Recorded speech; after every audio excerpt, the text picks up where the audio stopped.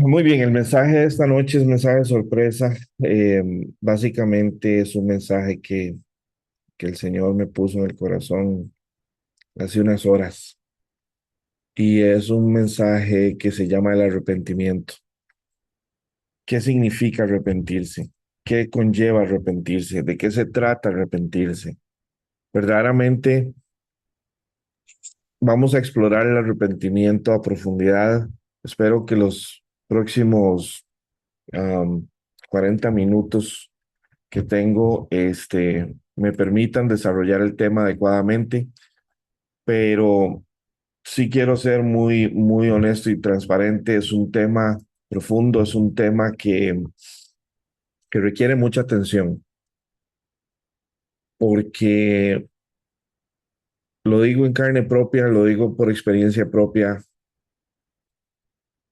Tantas veces que nosotros podemos estar en una situación en donde nos sentimos que tenemos la razón, pero desde la perspectiva de Dios no es así. Y como cristianos, nosotros tenemos que entender que nosotros tenemos que aprender a ver con los ojos de Dios el propósito de Dios, la forma de Dios, el camino de Dios y no el nuestro. Por más real, por más fuerte, por más eh, tangible, por más natural y humano que sea lo que estemos viviendo y que sea lo que estamos sintiendo y que sea lo que estamos pensando que es justo. El Señor busca en nosotros que nuestras acciones reflejen el reino, no que reflejen nuestra sabiduría, no que reflejen nuestras decisiones, no que nosotros tomemos la justicia por nuestras manos, sino que cedamos el control. Hoy vamos a empezar esto con la lectura, una lectura un poquito larga porque el mensaje de hoy está basado en este ejemplo y vamos a ver otros ejemplos, pero vamos a empezar con Segunda de Samuel 12, es la historia de David cuando David es reprendido por Natán. Entonces, pongámosle atención a esta historia. Adelante. Ok, estoy leyendo. El Señor envió a Natán a David y al venir a él le dijo, había dos hombres en una ciudad, el uno rico y el otro pobre. El rico tenía numerosas ovejas y vacas, pero el pobre no tenía más que una sola corderita que él había comprado y criado, que había crecido junto con él y sus hijos. Comía de su pan, bebía de su vaso y dormía en su seno.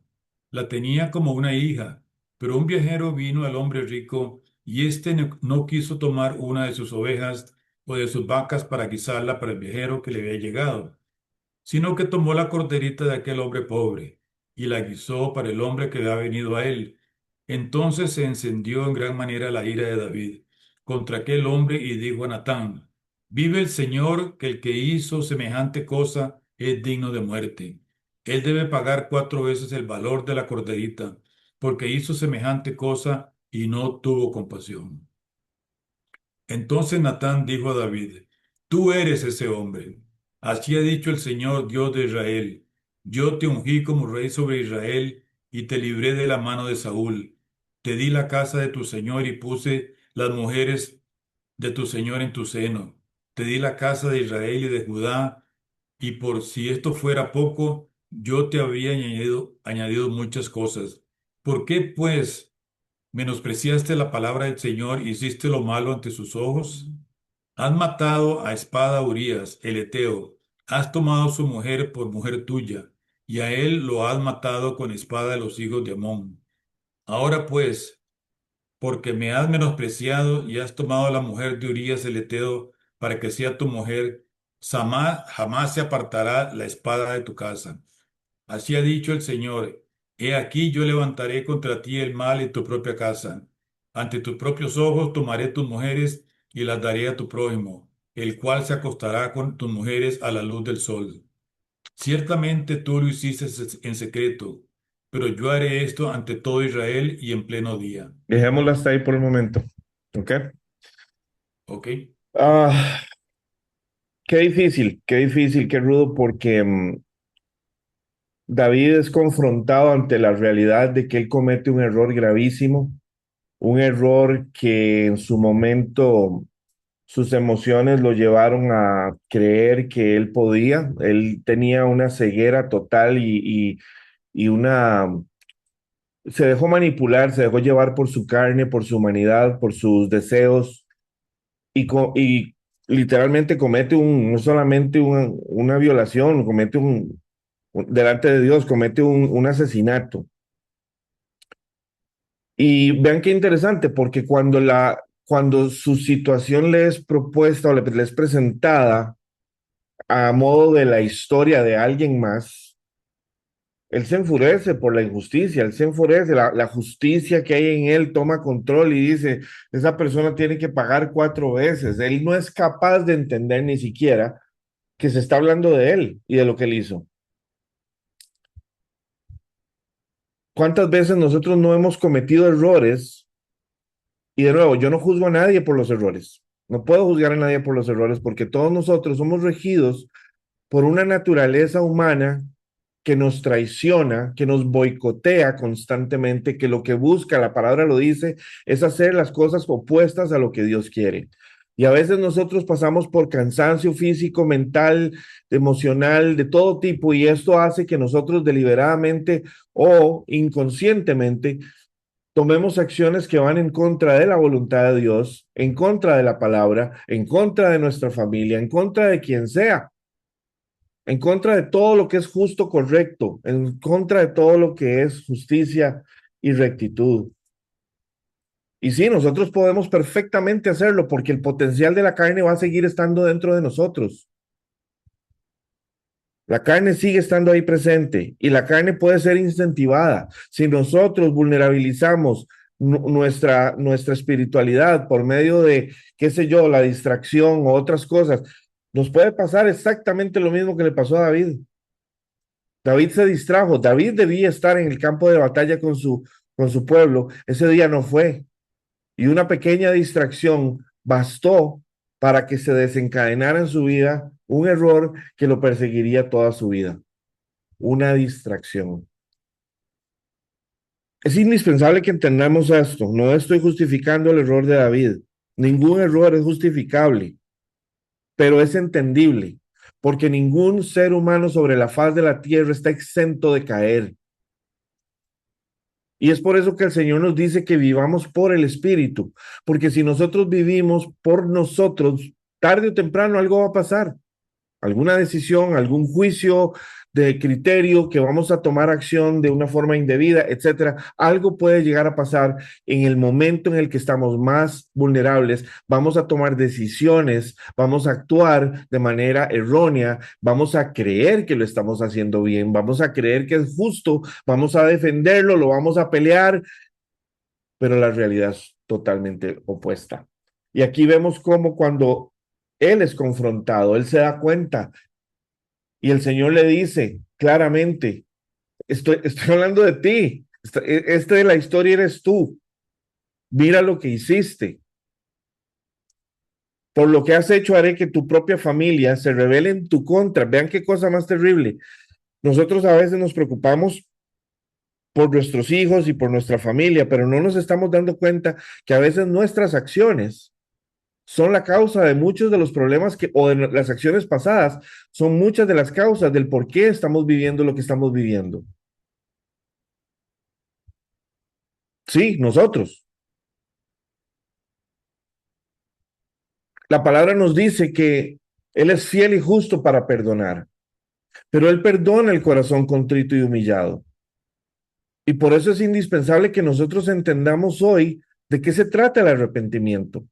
Porque nos han dicho que sí, el arrepentimiento es dar vuelta, o sea, es regresar, es perdonar y, y enderezar nuestro camino. Pero ¿eso qué significa? ¿Cómo se digiere? ¿Cómo se hace cuando tus emociones y tus pensamientos están tan tomados que hacen que defiendas lo malo?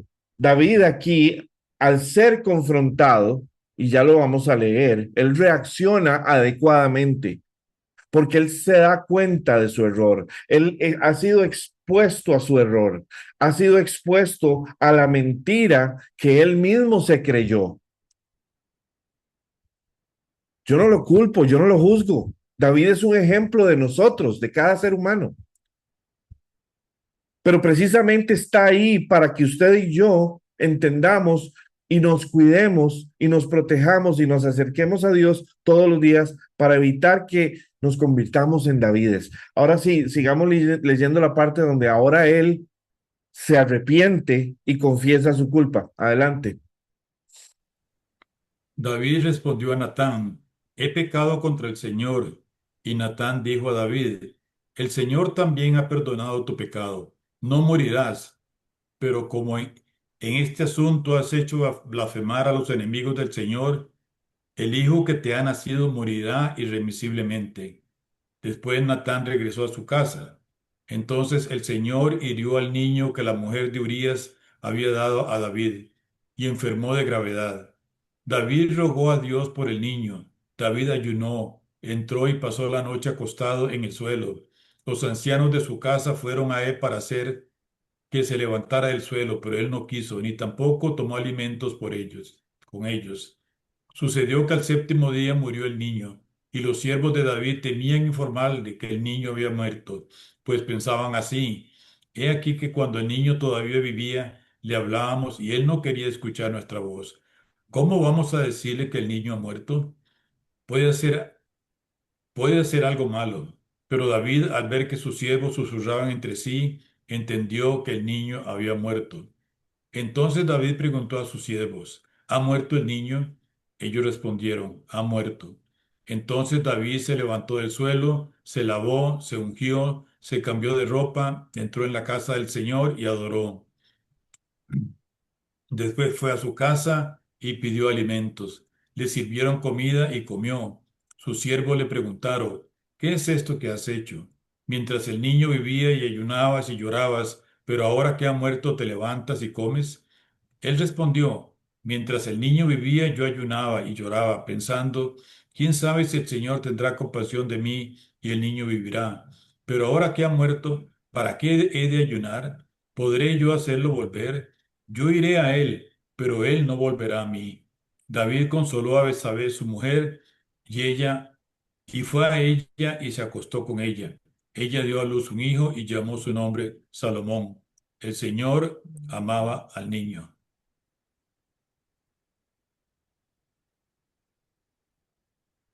Esto es muy Hasta fuerte aquí. porque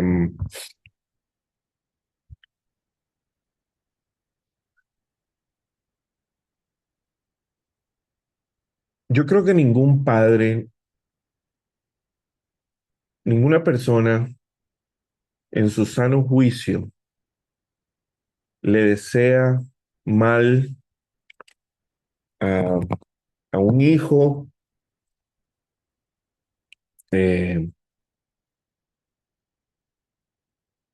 y David trató de arrepentirse, trató de hacer todo lo que él sabía que tenía que hacer, por lo menos para tratar de reivindicar su error. Ayunó, oró, le pidió al Señor, hizo todo lo que se suponía que él tenía que hacer. Y como vemos, el Señor es el que le envía una enfermedad al niño. Y nosotros diremos, pero ¿cómo es que Dios manda enfermedades a un bebé? Una de las preguntas que muchos ateos hacen o agnósticos hacen es, ¿cómo un Dios amoroso puede permitir que niños, que jóvenes, que nuestros hijos se enfermen? Y es una postura tan orgullosa, es una postura tan engreída, porque lo que no están entendiendo es evidentemente el trasfondo del por qué está permitiéndose esto. No lo pueden ver, no lo van a entender. En el caso de David, su niño muere. David intenta reivindicarse. Él sabía lo difícil que era esto. Él sabía lo fuerte que era. Pero yo creo que David toma una decisión correcta. David llega a entender algo. Él llega a entender de que la partida de su hijo representaba simplemente un tiempo de separación. Él sabe que él ya no puede hacer nada, que él hizo todo lo que se podía, pero el Señor quiso llevarse al niño. Él dice, mis actos no van a hacer que el niño regrese. Un día yo iré a él, pero él no puede regresar a mí. Él va al templo y restablece la relación con Dios. ¿Cuántas veces nosotros, y de nuevo no estoy diciendo de que todas nuestras acciones representan nuestra realidad actual o nuestra realidad momentánea, de que nuestro pasado es el que está influyendo en nuestro presente? Eso solo Dios nos lo puede afirmar o nos lo puede decir. Solo Dios puede decirnos por qué hoy está pasando lo que está pasando. Ese es un tema que nosotros tenemos que manejar directamente, individualmente con Él. Es un tema que nadie puede venir a decirte, ah, es que usted se está portando mal por eso, a menos de que sea dirigido por el Espíritu Santo.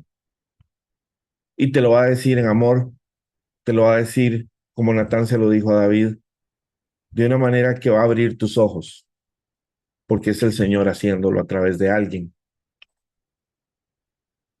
Pero también tú puedes ir y buscar al Señor, Señor, escudriñame, como dice el salmista, ¿verdad? Escudriñame, muéstrame, Señor. ¿Qué hay en mí? ¿Qué estoy haciendo mal? No estoy diciendo de nuevo, quiero ser enfático en esto, de que todo lo que está pasando en nuestra vida o que pueda estar pasando en nuestra vida es a consecuencia de nosotros. Lo que quiero hacer más bien es una advertencia de que tanto usted como yo tenemos una responsabilidad muy grande delante de Dios en cómo vivimos nuestra vida, porque usted y yo tenemos que mostrar a Cristo. De eso se trata el cristianismo. El cristianismo no es un refugio religioso que nos permite hacer lo que nos da la gana. El cristianismo es acercarnos a Cristo tanto que cuando otros nos vean, lo vean a Él. Sí, vamos a tropezar, sí, vamos a caer porque es inevitable, pero nuestras caídas van a ser para bendición, porque nos van a ayudar a crecer, nos van a ayudar a mejorar, nos van a ayudar a entender la magnitud de nuestra necesidad de Dios y son para que nosotros literalmente rindamos cada día más el control que nosotros tenemos en nuestra vida. Quiero que leamos ahora el Salmo que David escribe en el momento en donde él, y quiero que analicen esto, esta etapa tan difícil. David está leyendo, está escribiendo este salmo, escribe este salmo con un corazón de arrepentimiento. Y quiero que oigan sus palabras. No sé si lo tenemos en la nueva versión internacional, perdón, en la nueva traducción viviente, pero si no, yo lo leo, no importa. Adelante. Tengo nueva traducción viviente, que esa Ok, es mi favorita. dale. Mm. Ten misericordia de mí, oh Dios, debido a tu amor inagotable. A causa de gran compasión, borra la mancha de mis pecados. Lávame de la culpa hasta que quede limpio y purifícame de mis pecados. Pues reconozco mis rebeliones día y noche. Me persiguen. Contra ti y solo contra ti he pecado. He hecho lo que es malo ante tus ojos. Quedará demostrado que tienes razón en lo que dices y que tu juicio contra mí es justo. Pues soy pecador de nacimiento. Así es, desde el momento en que me concibió mi madre. Pero tú deseas honradez desde el vientre y aún allí me enseñas sabiduría. Purifícame de mis pecados y quedaré limpio. Lávame y quedaré más blanco que la nieve. Devuélveme la alegría. Deja que me goce ahora que me has quebrantado. No sigas mirando mis pecados. Quita la mancha de mi culpa. Crea en mí, oh Dios, un corazón limpio y renueva un espíritu fiel dentro de mí. No me expulses de tu presencia, no me quites tu Santo Espíritu. Restaura en mí la alegría de tu salvación y haz que esté dispuesto a obedecerte. Entonces enseñaré a los rebeldes tus caminos y ellos se volverán a ti. Perdóname por derramar sangre, oh Dios, que salva. Entonces con alegría cantaré tu perdón. Desata mis labios, oh Señor, para que mi boca pueda alabarte. Tú deseas sacrificios, de lo contrario, tú no deseas sacrificios, de lo contrario, te ofrecería uno. Tampoco quieres ofrenda quemada. El sacrificio que sí deseas es un espíritu quebrantado. Tú no rechazarás un corazón arrepentido y quebrantado, oh Dios. Mira a Sión con tu favor y ayúdala. Reconstruye las murallas de Jerusalén. Entonces agradarán los sacrificios ofrecidos con un espíritu correcto, con ofrendas quemadas, quemadas enteras. Entonces volverán a sacrificarse toros sobre tu altar. Amén. Podemos ver a un David que entiende ya lo que pasó y entiende que la justicia de Dios es eternamente perfecta. Él se arrepiente, él se entrega. Y hay algo que me llama poderosamente la atención. No solamente le dice, borra la mancha de mis pecados, ¿verdad? Él dice, él dice algo que es muy clave y que creo que nosotros tenemos que ver. Él reconoce que nuestro pecado nos acompaña desde el vientre de nuestra madre. Nosotros a veces creemos que somos así, que yo soy así, la gente tiene que adaptarse a mí porque el que me quiere y todo, tiene que amarme como soy, bla, bla, bla. Cuando en realidad Dios está lidiando con nosotros para que cambiemos, para que cada día seamos más sensibles, para que cada día seamos un instrumento más efectivo para Él. Pero nos aislamos, nos separamos, nos alejamos, nos escondemos y solo buscamos nuestra agenda, solo buscamos nuestra forma de ver las cosas. Algo que me encanta aquí es que él dice, restaura en mí la alegría de tu salvación. Lo que me lleva a pensar es cuántos de nosotros verdaderamente tenemos alegría en nuestro corazón solo por el hecho de ser salvos. ¿Cuántos de nosotros tenemos un corazón contento, esperanzado, solo por el hecho de la salvación? ¿Cuántos de nosotros tenemos un corazón cargado? ¿Cuántos de nosotros tenemos un corazón cansado? ¿Cuántos de nosotros tenemos un corazón agobiado día a día por pensamientos de lo que no tenemos, de lo que quisiéramos y no hemos logrado, de lo que no nos está sucediendo y que desearíamos poder que pudiera suceder? ¿Cuál es el enfoque de nuestro corazón? ¿De qué nos habla nuestro corazón? Si fuera un libro, ¿qué estaría diciendo? ¿Estaría hablando de Cristo o estaría hablando de nosotros? Escuché una vez a un psicólogo muy famoso en Estados Unidos decir que la depresión es el resultado de estar enfocado uno en uno mismo. Cuando tú te enfocas en ti mismo, empiezas a ver lo que no tienes, lo que quisieras, empiezas a compararte con las demás personas, empiezas a ver el mundo a través de tus ojos, a sentirte victimizado, a sentirte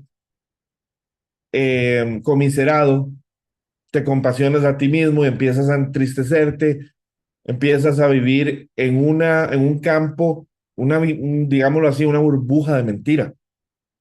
Y uno se alimenta de esa mentira y cuando se da cuenta, ha cavado bajo sus pies un hoyo del cual no quiere salir, porque ya ni quiere salir de ahí. Esa no es la luz del Espíritu Santo. Esa no es la realidad que nosotros en el reino de los cielos vivimos.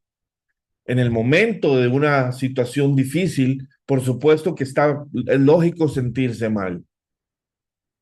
Yo personalmente aplico todos los días el hecho de que la palabra dice que todas las mañanas tus misericordias son nuevas. Todas las mañanas tengo una oportunidad de venir delante de Dios, presentarme delante de Él y decirle, perdóname por la estupidez de ayer, perdóname por lo que dije ayer, perdóname por lo que hice ayer, perdóname porque ayer yo no era yo. Y tengo la posibilidad de reencontrarme otra vez con el Señor y tengo la posibilidad otra vez de entender de que el Señor es lo que realmente necesito, la solución y el antídoto a todo lo que mis pensamientos dicen. Vamos a ver, quiero que hablemos del arrepentimiento como tal. Hay dimensiones del arrepentimiento. Tenemos un arrepentimiento emocional que surge como un sentimiento de dolor, tristeza o remordimiento por una acción pasada, ¿verdad? Por ejemplo, sentís que habéis ofendido a alguien y eso te da un remordimiento. Uy, le dije algo muy feo a alguien. Existe el arrepentimiento volitivo o por decisión, que básicamente no se queda solo en el sentimiento en sí, sino que te impulsa a ratificar o a cambiar de dirección. Por ejemplo, ir, pedir perdón y modificar tu conducta para que nunca más se vuelva a dar esa situación. Y está el arrepentimiento espiritual, que es en la fe cristiana básicamente mucho más que remordimiento, es un cambio de mente y de corazón, es reconocer que sí, mi naturaleza humana tal vez fue la que me traicionó y me hizo adoptar una postura totalmente contraria a la voluntad de Dios, con un resultado que no es el que Dios quiere en mi vida y para la vida de los demás, que no necesita de mí. Y es un cambio completo de mente, de corazón, que nos devuelve a Él, que nos enfoca nuevamente en Él, lo mismo que hizo David. Ese es el que tuvo David, un enfoque espiritual. Él se dio cuenta de su error y se enfocó nuevamente en el Señor. Se relaciona con la palabra griega metanoia, que significa cambio de pensamiento o transformación interior. Implica reconocer el pecado, no taparlo. Sentir pesar por él, disgusto por él. ¿Cómo fui yo a cometer semejante barbaridad? ¿En qué estaba pensando yo? Es como que si otra persona me tomó control de mí y cuando yo desperté me había dado cuenta de lo que había hecho. Literalmente, ahí es donde uno dice, nunca más, esto no vuelve a suceder. Y trata de vivir una vida con una conducta conforme a la voluntad de Dios. Ahora, no estoy diciendo de que eso nos hace impecables y puede que volvamos a caer, pero lo que el Señor busca es ese arrepentimiento genuino y honesto, porque Él te perdona, porque Él te enseña, porque Él te muestra, porque te escudriña. Una de las cosas que yo le he hablado muchas veces con la iglesia es nadie en la iglesia le pide al Señor que le muestre la magnitud de su carne, nadie lo hace. Entonces estamos acostumbrados a creer que todo lo que hacemos y que todo lo que sentimos y que todo lo que pensamos está bien, porque nosotros nunca estamos equivocados. Los demás son los que están equivocados, pero nosotros no. A menos de que algo o alguien nos haga entrar en razón. ¿Qué es entrar en razón? Es despertarnos de una mentira. Y las mentiras, cuando las creemos, se vuelven realidades. No son una realidad, pero ante nuestro caminar, ante nuestro pensar, son una realidad. ¿Cuál realidad estás viviendo hoy? Una que viene del Espíritu Santo, una que te da paz, que te da seguridad, que te da esperanza, que te da ánimo, motivación, o es una que lo único que hace es ver lo que no tienes, que te hace ver lo que te hace falta, que te hace ver lo que hubieras querido tener, lo que no sucedió. Está bien, la vida de aquí, yo creo que nadie tiene una vida perfecta, pero Dios permite que esto suceda. Porque Dios permite que nuestra vida sea a veces una montaña rusa, porque Él quiere ser visto, porque Él quiere ser buscado, porque Él quiere ser vivido, porque Él necesita que nosotros entendamos que sin Él no hay vida. Él es la vida. El arrepentimiento humano tiene un origen básicamente en la emoción y en la reflexión personal, pero el arrepentimiento espiritual trae convicción del Espíritu Santo. Y es la convicción del Espíritu Santo la que hace que nosotros seamos transformados y produzcamos un fruto. Tal vez hay una acción de reconocer el error en la parte del arrepentimiento humano y tratar de rectificar, pero verdaderamente en el arrepentimiento espiritual nosotros confesamos el pecado y esto nos cambia la vida. Hay un resultado diferencia, una diferencia de resultados. En el arrepentimiento humano puede que nosotros sintamos una paz interior, una reconciliación, logremos esa reconciliación. Pero en el arrepentimiento espiritual lo logramos con Dios, restauramos nuestra relación con Dios, restauramos nuestra sanidad espiritual y podemos, como decía David al final, ir y llevar ofrenda, ir y llevar sacrificio, ir delante del Señor, blancos, puros y sin mancha. Quiero que leamos ahora, vamos a ver, vamos a correr por estas escrituras. Quiero que leamos Mateo 26:7-5. No sé quién la tiene. No, de Juan. Sí, 26, 75. Bueno, leamos Juan 21, leamos Juan 21, 15-19. Dice, Jesús restituye a Pedro. Cuando terminaron de desayunar, Jesús preguntó a Simón Pedro, Simón, hijo de Juan, ¿me amas más que estos? Sí, Señor, tú sabes que te quiero, contestó Pedro. Apacienta mis corderos, le dijo Jesús. Y volvió a preguntarle, Simón, hijo de Juan, ¿me amas? Sí, Señor, tú sabes que te quiero, cuida de mis ovejas. Por tercera vez Jesús le preguntó, Simón, hijo de Juan, ¿qué quieres? A Pedro le dolió que por tercera vez Jesús le hubiera preguntado, ¿me quieres? Así que le dijo, Señor, tú lo sabes todo, tú sabes que te quiero. Apacienta mis ovejas, le dijo Jesús. De veras te aseguro que cuando eras más joven, te vestías tú mismo e ibas donde querías, pero cuando seas viejo, extenderás tus manos y otro te vestirá y te llevará a donde no quieres ir. Esto dijo Jesús para dar a entender la clase de muerte con que Pedro glorificaría a Dios. Después de esto añadió, sígueme. Amén. Pedro había pasado por una situación también muy ruda, emocionalmente hablando, y el Señor lo confronta a él en sus sentimientos, en sus emociones. ¿Me amas? Sí, entonces dedícate a mi pueblo, entonces dedícate a los demás. Básicamente lo que les está diciendo. ¿Realmente me amas? Dedícate a los demás. Y se lo dice 3 veces. ¿Por qué? Porque antes, ahora sí vamos a leer Mateo 26:7-5, vamos a ver lo que pasó antes. Entonces Pedro se acordó de lo que Jesús había dicho. Antes de que cante el gallo, me negarás 3 veces. Y saliendo de allí, lloró amargamente. Pedro se había envalentonado y le había dicho al Señor, yo te seguiré hasta el fin del mundo, hasta la muerte si es necesario. Y el Señor le dice, ay, Pedro, antes de que cante el gallo vas a estarme negando 3 veces. Y cuando él ve lo que él hace, ve su error manifiesto, literalmente se da cuenta de su error.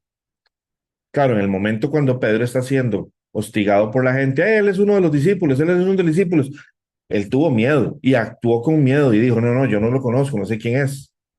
En ese instante en donde Pedro está actuando con temor, esa acción para él era lógica, esa acción para él era normal. Mentir, negar a Jesús. Pero cuando la verdad le es mostrada, cuando la realidad viene a él y cuando él le abren sus ojos con solo que cante el gallo, es suficiente para que él llore amargamente. Y para que un hombre de este calibre llore amargamente, eso significa que le dolió hasta lo más profundo de su ser. Más adelante, cuando vuelve a ver al Señor, el Señor le dice y le da una misión, lo restaura y lo perdona y lo restaura y le dice, si realmente me amas, lo vas a demostrar con los demás. Ese es otro ejemplo de un arrepentimiento genuino. El dolor que él sintió fue tan profundo que ahora sí estaba listo verdaderamente para nunca más negar a Jesús. Y nunca más lo negó. Ahora vamos a Lucas 15, 11, 32.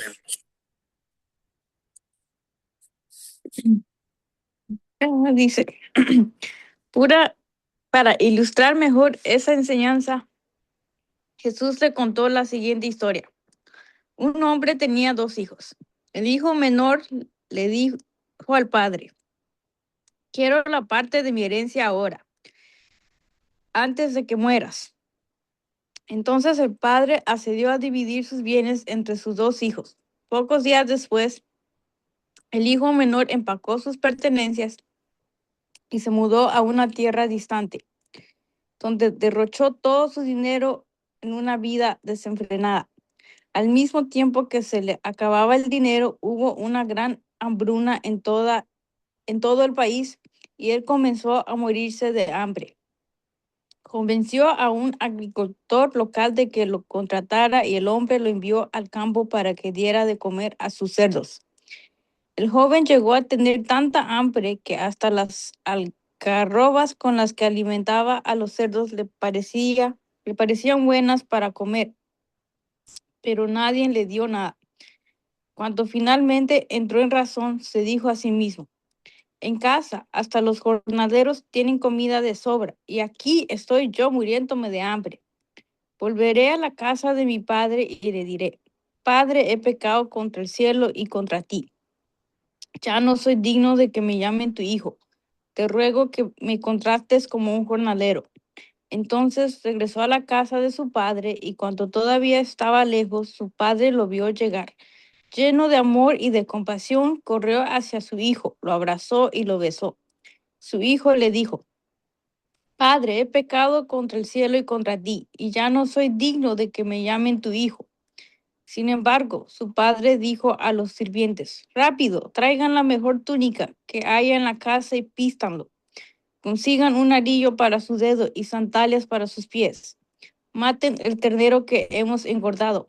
Tenemos que celebrar con un banquete, porque este hijo mío estaba muerto y ahora ha vuelto a la vida. Estaba perdido y ahora ha sido encontrado.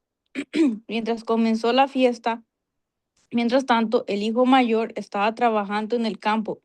Cuando regresó, oyó el sonido de música y baile en la casa y preguntó a uno de los sirvientes que pasaba.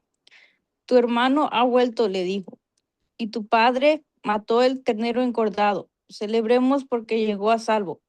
El hermano mayor, el hermano mayor se enojó y no quiso entrar. Su padre salió y le suplicó que entrara, pero él respondió, todos estos años he trabajado para ti como un burro y nunca me negué a hacer nada de lo que me pediste.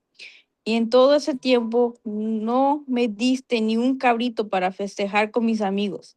Sin embargo, cuando este hijo tuyo regresa, después de haber derrochado tu dinero en prostitutas, matas al ternero engordado para celebrar. Su padre le dijo, mira, querido hijo, tú siempre has estado a mi lado y todo lo que tengo es tuyo.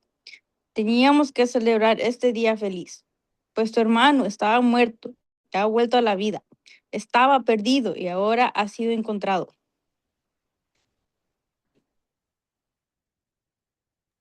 Amén. Qué historia más impresionante, porque tenemos el contexto de dos hermanos, uno que se arrepiente después de su pecado, de su concepto de lo que la vida debía ser y regresa a casa, un padre que lo recibe, un padre que lo ve regresar a la vida prácticamente, y un hermano que lo recela porque actuó indebidamente y el padre lo recompensa según él, pero la perspectiva más impresionante de todas es la del padre, que lo veía como un hijo muerto y ahora lo reviste, lo, lo, lo retoma como su hijo y como dueño de todo. Así nos ve el Señor cuando nosotros nos arrepentimos. Cuando nosotros nos arrepentimos y no tenemos una actitud como quizá la del hermano mayor, tratando de justificar o de poner justicia en los labios de Dios, el Señor nos reviste, nos recibe, se celebra. Nosotros tenemos que estar muy, muy atentos porque el hijo pródigo se arrepintió de corazón, se entendió que su realidad no era su verdad y él regresó a la verdad, regresó a su realidad, a la verdadera. Y eso lo llevó a que él fuera reconocido, que fuera recibido, que fuera reinstaurado. Él se humilló, él se quebrantó delante de su padre y el padre simplemente lo amó y lo recibió. Y así nos trata el Señor cuando nosotros venimos con un corazón contrito, humillado y exponemos delante de él lo que él ya sabe. Porque es que ese es el tema, el Señor ya lo sabe, nada más está esperando a ver cómo reaccionamos. Vamos a ver 3 ejemplos rápidos de un arrepentimiento humano que no es tan genuino. Vamos a ver el de Caín, Génesis 4, 13, 16, son pequeños. Oh, pereza. Caín respondió al Señor: mi castigo es demasiado grande para soportarlo. Me has expulsado de la tierra y de tu presencia. Me has hecho un vagabundo sin hogar. Cualquiera que me encuentre me matará. El Señor respondió: no, porque yo castigaré 7 veces a cualquiera que te mate. Entonces el Señor le puso una marca a Caín como advertencia para cualquiera que intentara matarlo. Luego Caín salió de la presencia del Señor y se estableció en la tierra de Nod, al oriente de Edén. Podemos ver cómo Caín, recién matando a su hermano, es el primer asesino en la palabra, literalmente más bien se queja del castigo que está teniendo de la muerte de su hermano. Y le parece injusto, le parece que es un castigo muy grande.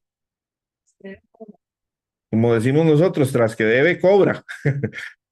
Y, y eso lo que demuestra es que es un corazón que realmente no estaba arrepentido. Él trató de solucionar la situación y tal vez pidió perdón, pero de una manera que evidentemente su corazón no lo demostraba.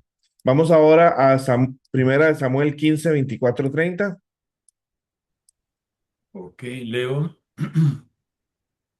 Entonces Saúl dijo a Samuel: yo he pecado porque he quebrantado el mandamiento del Señor y tus palabras, temiendo al pueblo y accediendo a su voz. Perdona, pues, mi pecado, y vuelve conmigo para que yo adore al Señor. Pero Samuel respondió a Saúl: no volveré contigo, porque has desechado la palabra del Señor, y el Señor te ha desechado a ti, Mm, para que no seas rey sobre Israel. Cuando Samuel se volvió para irse, Saúl se agarró del extremo de su manto, el cual se rasgó. Samuel le dijo: el Señor ha rasgado hoy de ti el reino de Israel y lo ha dado a tu prójimo, que es mejor que tú. Además, la gloria de Israel no mentirá ni se arrepentirá, porque él no es hombre para que se arrepienta. Y Saúl respondió: yo he pecado, pero ahora hónrame por favor, en mm. presencia de los ancianos de mi pueblo y delante de Israel, volviendo conmigo para que yo adore al Señor tu Dios. Qué rudo porque ese arrepentimiento de Saúl verdaderamente no es un arrepentimiento genuino. Y la razón es muy sencilla, el resultado final. Dios no vio que él estaba pidiendo perdón, Dios vio lo que él estaba buscando era simplemente ser reinstaurado delante del pueblo, delante de Dios, para seguir siendo rey, para seguir haciendo lo que él consideraba era correcto. pero el Señor ya había tomado una decisión porque vio su corazón. Y tenemos que entender algo. Nuestro arrepentimiento puede arrojar consecuencias positivas o consecuencias negativas dependiendo de qué tan real es. A Dios nadie lo engaña. Y entendamos, si hay algo en nuestra vida que necesita venir y ser puesto delante del Señor, hay que hacerlo.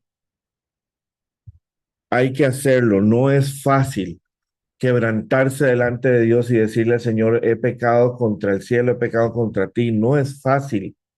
Tiene que haber tiene uno que ser convencido por el Espíritu Santo. Quiero que veamos también al de Judas, leyendo Mateo 27, 3, 5. Y con esto cerramos. No sé quién la tiene. Cuando Judas, quien lo había traicionado, se dio cuenta de que habían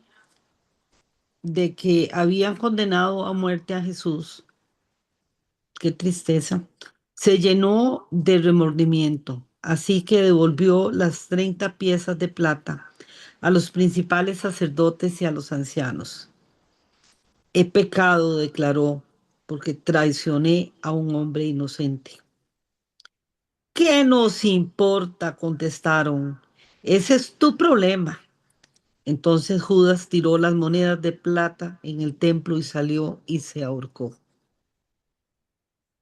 Uno de los problemas de que nosotros manejamos las cosas con emociones es que también tomamos decisiones equivocadas. Judas pudo haberse arrepentido y en lugar de ahorcarse, él pudo haber ido y estado con Jesús. Pudo haber esperado lo que Jesús venía insinuando como su resurrección. Él pudo haber orado al Padre, pero no, en lugar de eso, él decidió que su amargura lo dominara, tomando nuevamente una decisión totalmente errónea y quitándose la vida. No estoy diciendo de que las situaciones no sean reales, humanas, si hay, si pasan. Es cómo reaccionamos a ellas lo que hace la diferencia. Si nosotros cometemos un pecado, si nosotros cometemos un error, eso es literalmente, desafortunadamente, lo normal en nosotros. Pero es de ahí donde el Señor nos quiere sacar. Y queremos que nuestro legado no sea de maldición, sino que sea de bendición. Pero si nosotros no somos capaces de escudriñarnos a nosotros mismos y de ver si realmente todo lo que estamos haciendo está bien o está mal a la luz de los ojos de Dios, y venimos al Señor por auxilio, con arrepentimiento, si no venimos al Señor, porque francamente muchas cosas que podríamos estar teniendo en nuestra vida están fuera de nuestro control o de nuestro poder. Es por eso que necesitamos venir con arrepentimiento delante del Señor, es por eso que necesitamos orar, es por eso que necesitamos estar con Él, para que Él, como decía el Salmo, limpie nuestro corazón, nos llene de un espíritu nuevo, nos llene de un espíritu de gozo. Necesitamos verdaderamente un quebrantamiento de corazón. Hay algo en tu vida hoy que te tiene triste, que te tiene agobiado, que te tiene frustrado, que te tiene cansado, que te tiene con remordimiento, con dolor, con angustia, con ansiedad, con incertidumbre, sea lo que sea. No estoy diciendo necesariamente de que nosotros incluso tengamos que arrepentirnos solo de lo que hemos hecho. A veces hay que arrepentirnos hasta de las actitudes, aunque ni siquiera nosotros hayamos hecho algo malo. A veces el arrepentimiento no es por un pecado. A veces es porque no hemos hecho lo que Dios nos dijo que teníamos que hacer. A veces es porque Dios nos está llamando a hacer algo y nosotros no lo estamos haciendo. A veces es porque nosotros creemos que lo que sentimos y que lo que pensamos es más importante que lo que Dios cree o lo que Dios sabe. Necesitamos pedirle al Espíritu Santo que nos escudriñe, que nos revele, que nos muestre, para que podamos caminar en rectitud, en justicia. Porque lo normal es que no suceda. Y Dios no nos está llamando a ser una iglesia normal, nos está llamando a ser una iglesia sobrenatural.